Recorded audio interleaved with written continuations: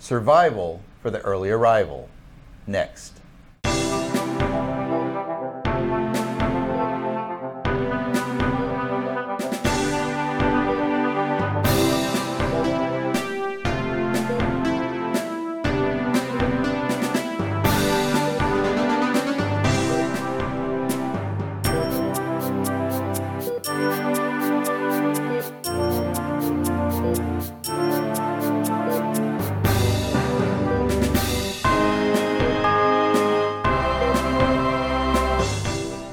Premature births. Although they're not an emergency, they do require specialized care. Grace, tell me where we are. What unit are we in? Well, we are here at Halifax Health Center for Women and Infant Health, and my name is Grace Barretto. I am one of the charge nurses on the labor and delivery unit. Currently, we are standing in the OB-ED room, and that stands for Obstetrical Department Emergency Room. What you do when you come here, any patient who has a problem, whether it be that they think they are in preterm labor, they're having contractions, they're not sure if they are in labor, if they have broken their water, they're having bleeding, anything that concerns them, they can come here to our labor and delivery OB-ED. When they come here, they will be greeted by a nurse who will ask them to give a urine sample, and we will place them on the monitor, and our OB hospitalist, who is here 24 hours a day, 7 days a week, will come and assess them. Every patient that comes to our OB-ED has to be seen by a physician, and that physician is a qualified, board-certified obstetrician that takes care of them. The team that will come and evaluate you will consist of a labor nurse and the OB hospitalist, who in contact with your physician will make out a plan of care to see what needs to be done.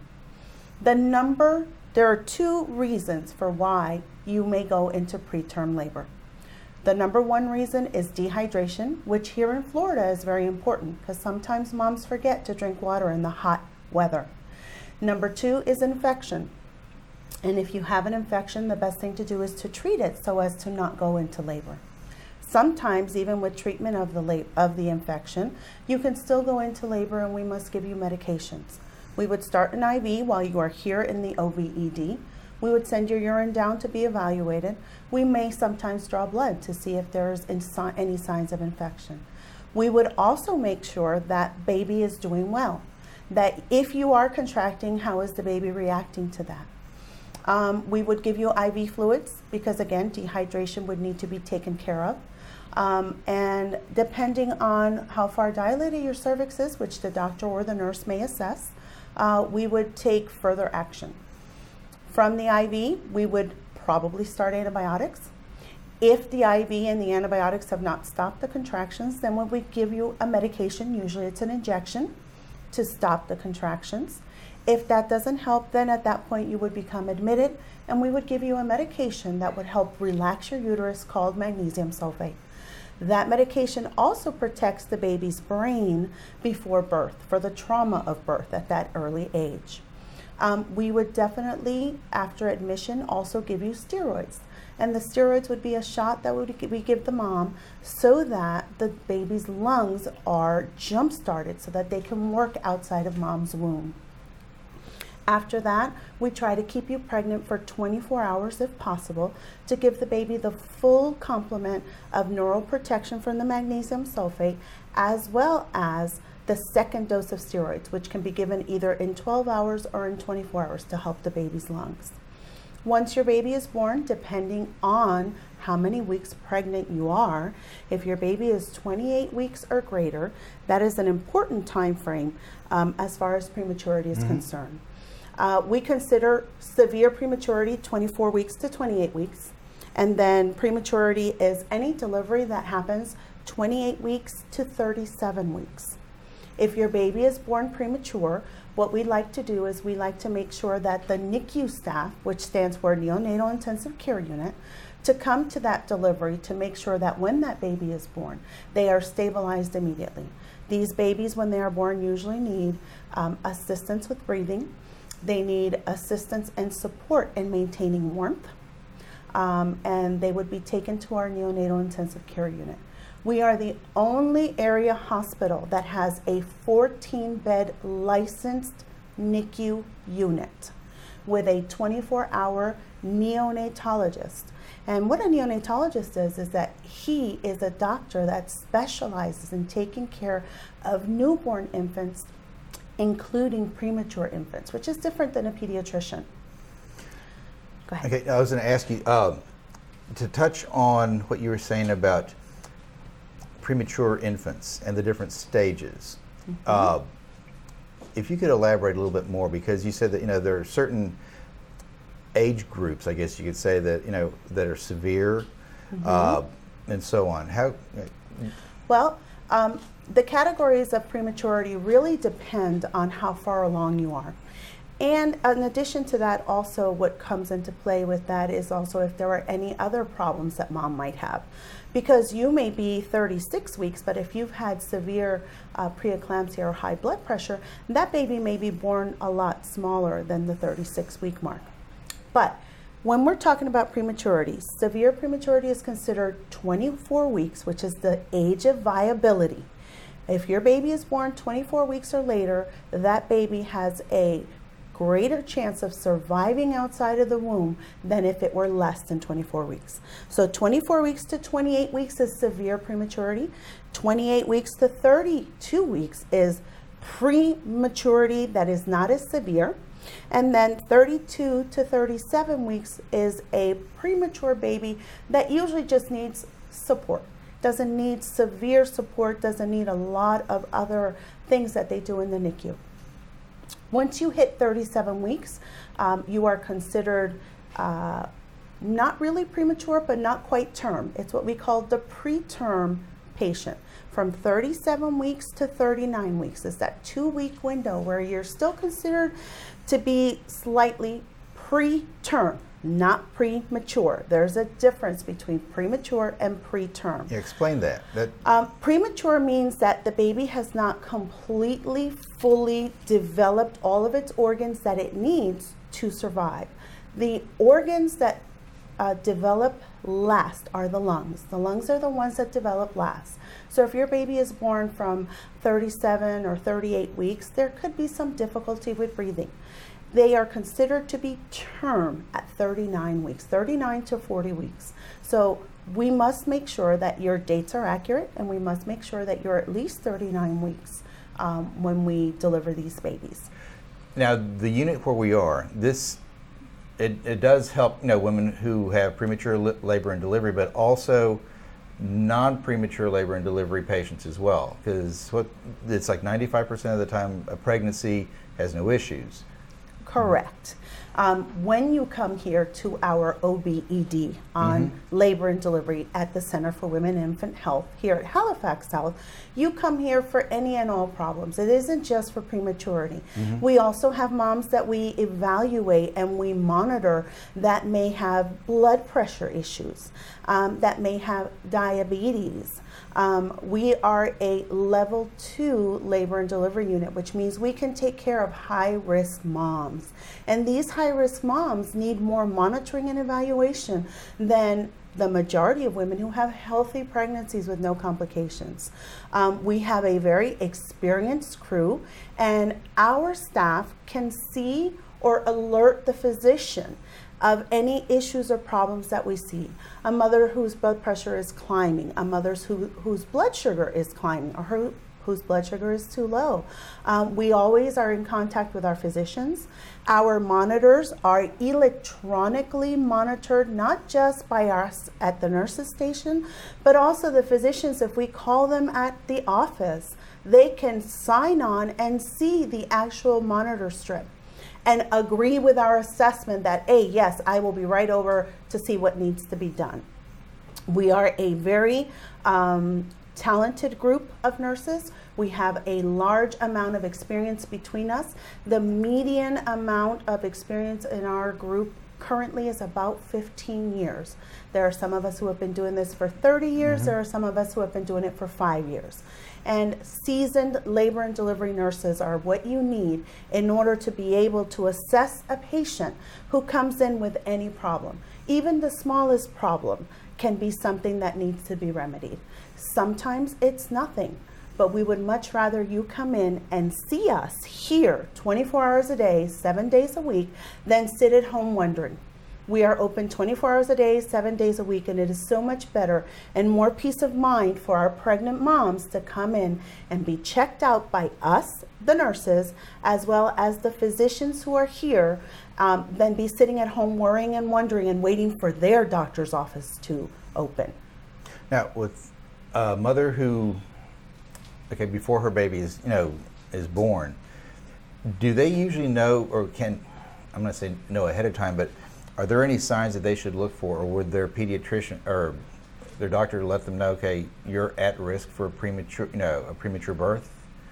The doctors know the patients best, and they will do teaching in the office, and they will tell them, your last baby was born at 36 weeks. This time you're at increased risk for premature labor. Look out for these signs and symptoms.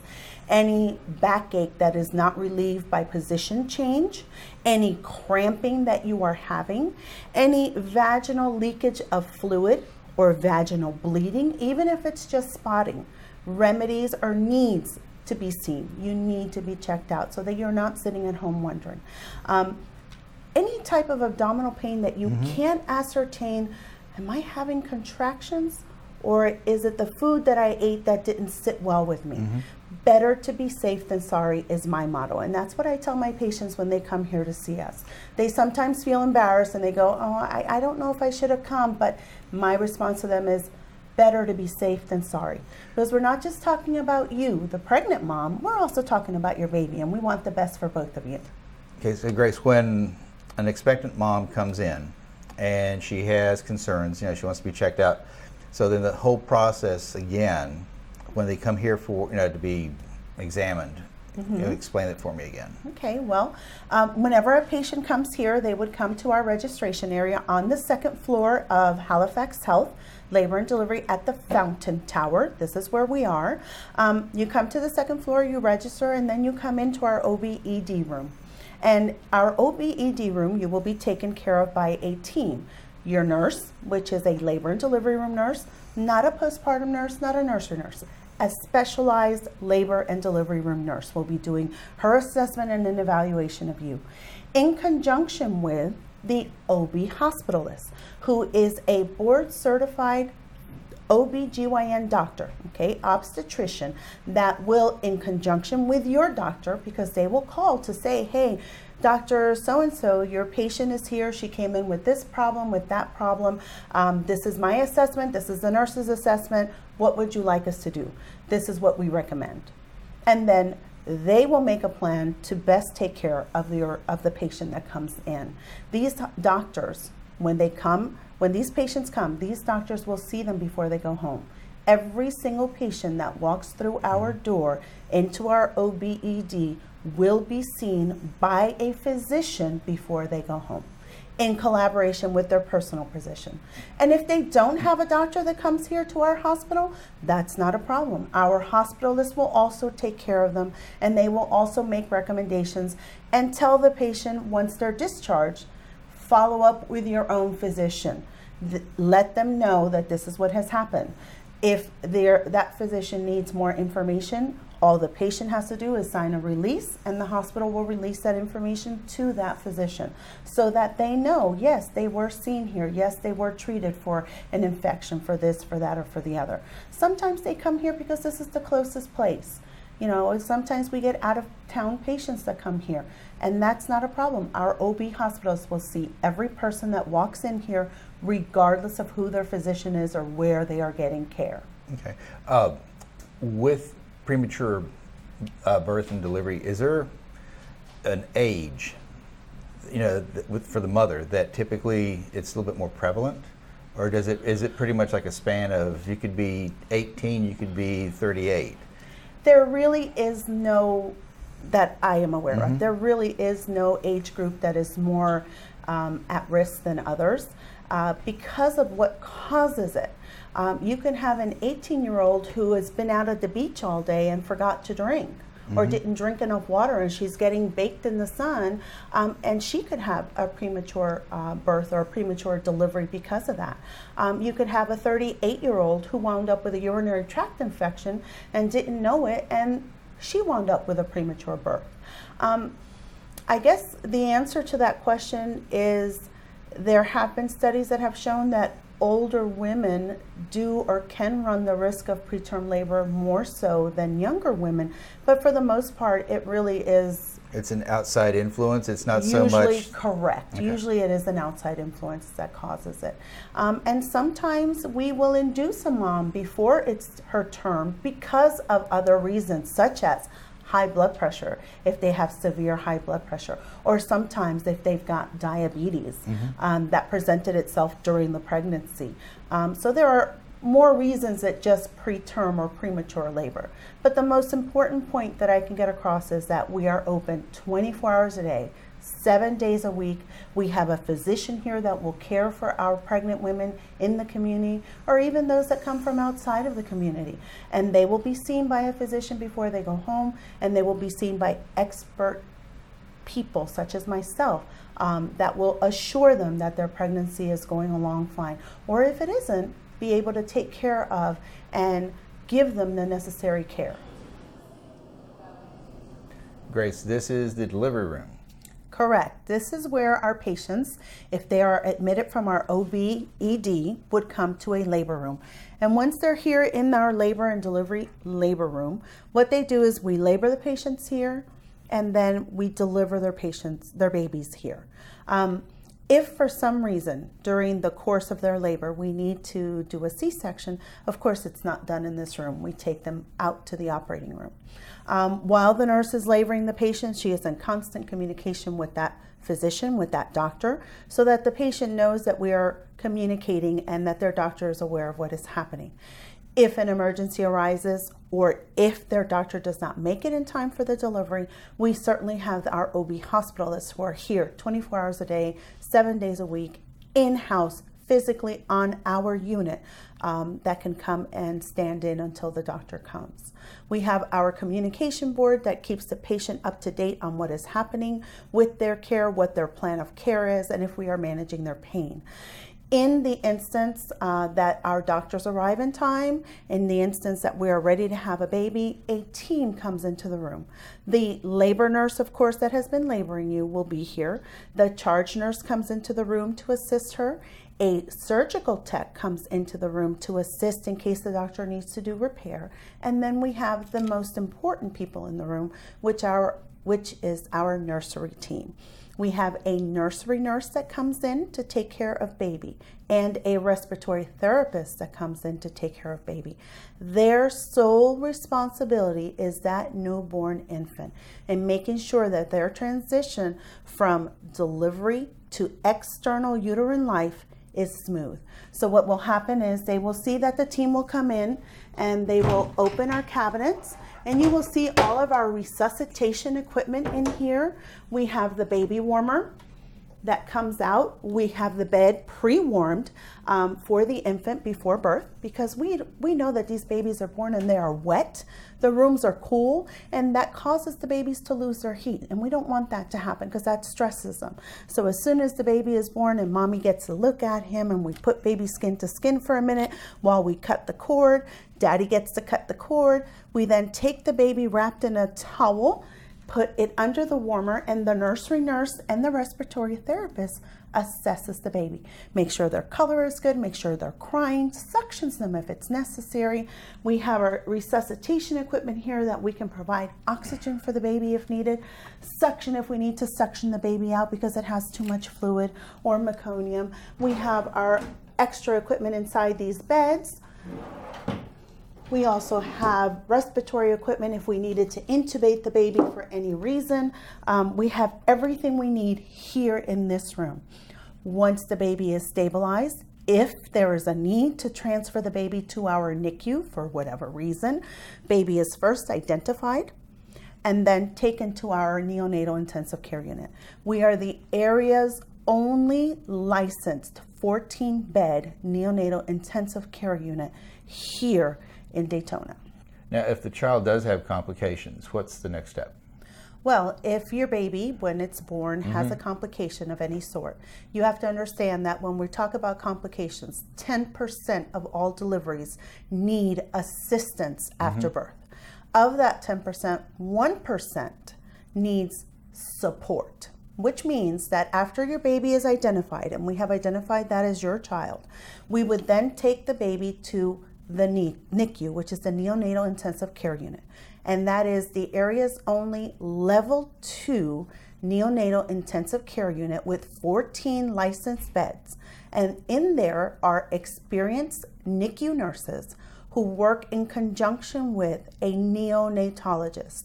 We have a neonatologist, which is a specialist in newborn infants, particularly premature infants or infants with complications, who is here 24 hours a day, 7 days a week. And that is how your baby will be taken care of if needed.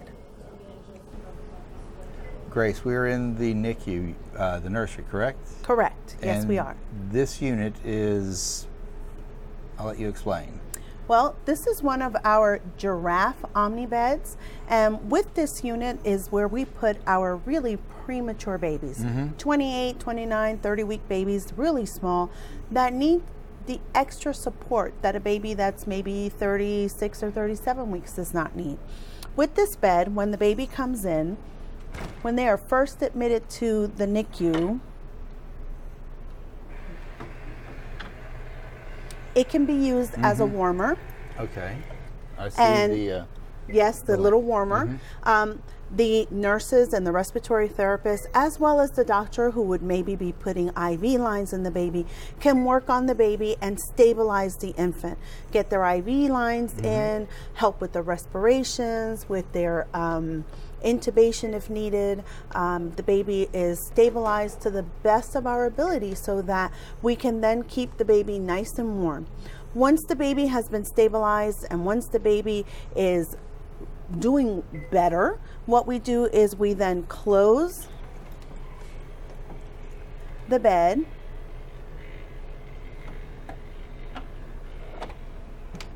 and then we can set the temperature. We have the baby being monitored with our cardiac monitors, our respirations. We have the ability to assess the baby through these little portholes and do our necessary treatments on the infant. What needs to be understood is when you have a premature infant who's 28, 29, 30 weeks, what we're doing here is we're simulating as if the baby were still in the womb, keeping it nice and warm, decrease the amount of stimuli. These babies at this age are not used to having all this external stimuli. And we want to keep that to a minimum, keep the noise down so that they can grow and thrive. We try to keep their environment warm and try to keep things as close as possible to the womb as we can, while at the same time supporting them, because there's nobody, the womb is no longer there to provide them their nutrients and all that. So we give them the necessary support, whether it be with IVs, with respirations, if they need to be given medications, if they need to be given any type of parenteral, which means fed through IV lines instead of through the mouth. So these babies are in the best place possible here, where we have a neonatologist on 24 hours a day, 7 days a week. That neonatologist specializes in taking care of newborn infants that have complications and or that are premature. And we have a staff of nurses who also have a very large amount of expertise, nurses that have been doing the NICU care for many years. They are in an open concept area, and the purpose for that is your baby is always constantly being surveillanced, constantly watching. If the nurse taking care of this baby is taking care of another baby and something is happening, another nurse that may be around could possibly come and see what's going on. The physician is always aware and able to see all the charges in his care so that he can be readily accessible, and we all know what is going on. It is a team approach, and we make sure that your baby is doing well, that it's being properly cared for. Okay. I think you probably just answered the next question that I have. When it comes to childbirth, there are a lot of different options people have as far as where they can have their baby. They can go to a birthing center. Some people choose to have their child at home. Other people choose to have their child in a non-traditional setting. What are the benefits of having having the birth done here at a hospital like this? Well, we are a level 2 NICU, and we are a level 2 labor and delivery unit. And what that means is that truly and honestly, we are the safest place to have your baby. We can treat complications that would not be treatable in a birthing center. If a complication arose in a birthing center, you would have to be transported here to us where we could do an emergency C-section. Birthing centers don't have operating rooms. If you have your baby at home, and we have had a few that we have had brought in because they've been pushing for several hours with their midwife, and the decision was made to transfer them here to Halifax, where we could then assist with whether it be a forceps delivery, vacuum delivery, or with a C-section. Again, it's not that we want to do a C-section on everyone, but you need to understand that we want what's best for mom and for baby. And the outcome is what we are concerned with. We are concerned with a healthy mom and a healthy baby. And this is where that can happen. Here at Halifax, where we have the equipment, the knowledge, and the expertise to be able to provide that to our population, to be able to provide that to our high-risk moms, to be able to provide as much or as little intervention to those moms that don't want it, but feel the need to be someplace where if something went wrong, they're already here. Very good. Grace, thank you very much. This has been a very educational visit. Thank you. It was my pleasure. It was nice meeting you.